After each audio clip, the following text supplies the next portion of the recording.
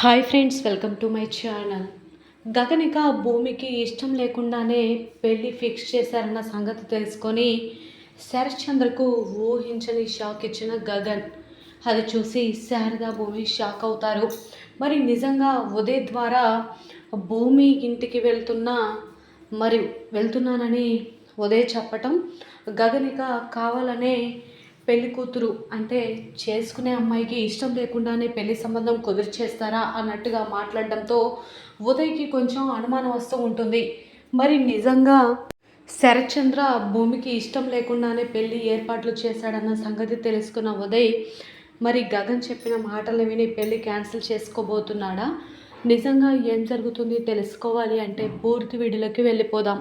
పూర్తి వీడియోని చూసే ముందు మొదటిసారిగా నా ఛానల్ని చూస్తున్నట్లయితే ఇప్పుడే సబ్స్క్రైబ్ చేసి పక్కనే ఉన్న గంట సింబల్ని కూడా యాక్టివేట్ చేసుకోండి. అలా చేయడం వల్ల నేను పెట్టే ప్రతి ఒక్క వీడియో అప్డేట్ అనేది మీ వరకు ఈజీగా వచ్చేస్తుంది. ఇక లేట్ చేయకుండా పూర్తి వీడియోలోకి వెళ్ళిపోదాం. భూమి ఇక చాలా బాధపడుతూ ఉంటుంది. అటు శరత్చంద్ర మాట కాదనలేక, ఇటు గగన్ని ఒప్పించలేక సతమతమైపోతూ ఉంటుంది కదా. అయితే శారద కూడా భూమి చెప్పి వెళ్ళిన మాటల గురించి ఆలోచిస్తూ ఉంటుంది. పాపం భూమి మాత్రం ఏం చేయగలదు? అటు గగన్ని మనసులో పెట్టుకొని ఇటు పెళ్లి సంబంధాలకి తన తండ్రి చెప్పిన మాటని కాదనలేక ఏం చేయగలుగుతుంది అన్నట్లుగా ఆలోచిస్తూ ఇటువైపు తల్లి కోరికను తీర్చాలని తను ఎంతగానో తాపత్రయపడుతుంది. ఆ భూమి పేరు ఊసి ఎత్తితేనే, తను కనపడితేనే పీకల్లోతు కోపంలో ఉంటున్నాడు గగన్. అసలు గగన్కి ఏం చెప్పి ఇక ఆ అకాడమీకి తనని ఇద్దరు కలిసి పార్టిసిపేట్ చేసే దాంట్లో గెలవాలని ఏ విధంగా ఒప్పించాలి అని చెప్పి భూమి చెప్పి వెళ్ళిన మాటల గురించి ఆలోచిస్తూ ఉంటుంది శారద. ఇక ఈలోపు చెర్రీ ఫోన్ చేసి భూమికి పెళ్ళి ఫిక్స్ చేసేసారన్నయ్య అనగానే ఒక్కసారిగా గగన్ షాక్ అవుతాడు. కానీ షాక్ అవునట్లుగానే నటించి, ఏంటి చెర్రీ, నువ్వు చెప్పేది నిజమా? అవునా? ఓకే, తనకి కంగ్రాట్స్ చెప్పు అన్నట్టుగా మాట్లాడుతూ ఉంటాడు గగన్. ఏంటన్నయ్యా, నీకు కొంచెం కూడా బాధ అనిపించట్లేదా? భూమి నువ్వు ప్రేమించుకున్నారు, ఆ విషయం మర్చిపోయావా ఏంటి అనగానే, ఒకప్పుడు విషయాన్ని ఇంకా గుర్తు చేసుకొని బాధపడాల్సిన అవసరం లేదు. కొన్ని గ్రహాలు పట్టినట్టే పట్టి వదలవు. అలాగే ఈ గ్రహం కూడా తన తండ్రి ఏం చెప్పినా కాదనకుండా ఉండలేదు కదా. తనకి తండ్రి కావాలి, నాకు తను కావాలి అని అనుకున్నాను. కానీ తన తండ్రికి విలువిచ్చి తను వెళ్ళిపోయినప్పుడు నాకు ఎవరు అవసరం లేదని అనుకున్నాను. పాపం నువ్వే తన గురించి ఆలోచించి అనవసరంగా ఆ రాక్షసి మెడలో, ఆ సైకో నక్షత్ర మెడలో తాళి కట్టి అడ్డంగా బుక్ అయిపోయావురా అన్నట్లుగా గగన్ అంటూ ఉంటాడు. అన్నయ్య, నేను ఏం చేసినా నువ్వు భూమి కేవలం కలిసి ఉండడానికి మాత్రమే చేశాను అన్నయ్య అన్నట్లుగా చెర్రీ అంటూ ఉంటాడు. అరే చెర్రీ, నువ్వు త్యాగం చేశానని అనుకుంటున్నావు, కానీ ఆ త్యాగం గురించి నాకు పదే పదే చెప్పకు. నేను భూమి ఎప్పటికీ ఒకటి కాలేము అని ఈ విధంగా గగన్ అంటూ ఉంటే చెర్రీ బాధపడుతూ ఉంటాడు.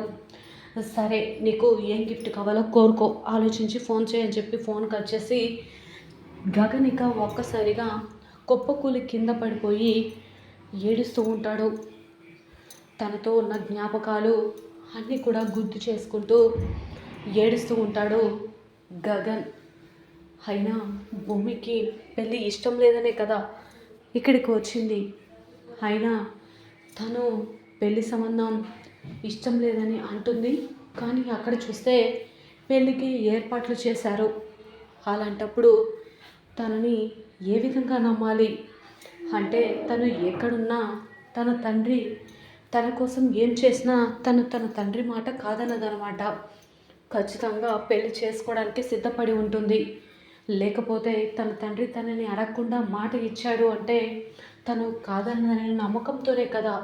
తనకి ఇష్టం ఉన్నా లేకపోయినా తన తండ్రి మాటకు కట్టుబడి ఉంటుంది అన్నట్లుగా బాధపడుతూ ఉంటాడు.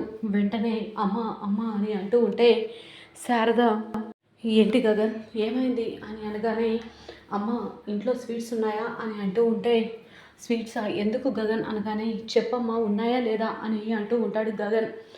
ఉన్నాయిరా అని అనగానే సరే అని చెప్పేసి గగన్ ఆ స్వీట్స్ తీసుకొచ్చి, శివ ఇదిగో స్వీట్ తీసుకో, పూరి నువ్వు కూడా తీసుకో, ఇదిగో అమ్మ స్వీట్ అని చెప్పి అందరికీ కూడా స్వీట్స్ తినిపిస్తూ ఉంటే శారద ఇలా అంటూ ఉంటుంది, అయ్యో గగన్ ఇప్పటికైనా చెప్పురా ఏంటి ఆ గుడ్ న్యూస్ అనగానే, భూమికి పెళ్ళి ఫిక్స్ అయిపోయిందమ్మా అనగానే ఒక్కసారిగా షాక్ అయిపోతారు ముగ్గురు కూడా. ఏంటి గగన్ ఏం మాట్లాడుతున్నావు, భూమికి పెళ్ళి ఫిక్స్ అవ్వడం ఏంటి, నువ్వు స్వీట్స్ పంచడం ఏంటిరా అనగానే, అవును కదమ్మా భూమికి పెళ్ళి ఫిక్స్ అయితే అది మనకి గుడ్ న్యూసే కదా అని అంటూ అక్కడి నుంచి వెళ్ళిపోతాడు. ఇకపోతే పైకి వెళ్ళి గగన్ బాధపడుతూ ఉంటాడు కదా, దూరం నుంచి అదంతా శివ గమనిస్తూ ఉంటాడు. వెంటనే భూమికి ఫోన్ చేస్తాడు శివ. ఫోన్ చేయగానే, ఏంటి శివ చెప్పు అనగానే, అక్క నీకు పెళ్ళి ఫిక్స్ అయిపోయిందంట కదా అనగానే, అవును అని అంటూ ఉంటుంది. ఇక్కడ గగన్ బావ అందరికీ కూడా చాలా సంతోషంగా స్వీట్స్ పంచుతున్నాడు అక్క, కానీ తను చాలా బాధపడుతున్నట్టు నాకు అనిపిస్తుంది అనగానే, అంటే నా మీద ఇంకా తనకి ప్రేమ ఉందా లేదా సంతోషంతో స్వీట్స్ పంచుతున్నాడంటే ఏంటని ఏమని అనుకోవాలి అని భూమి ఏడుస్తూ ఉంటుంది.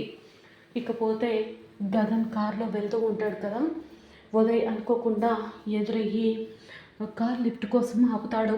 వెంటనే గగన్ కార్ లిఫ్ట్ ఇవ్వగానే తను చాలా థ్యాంక్స్ అని చెప్తాడు.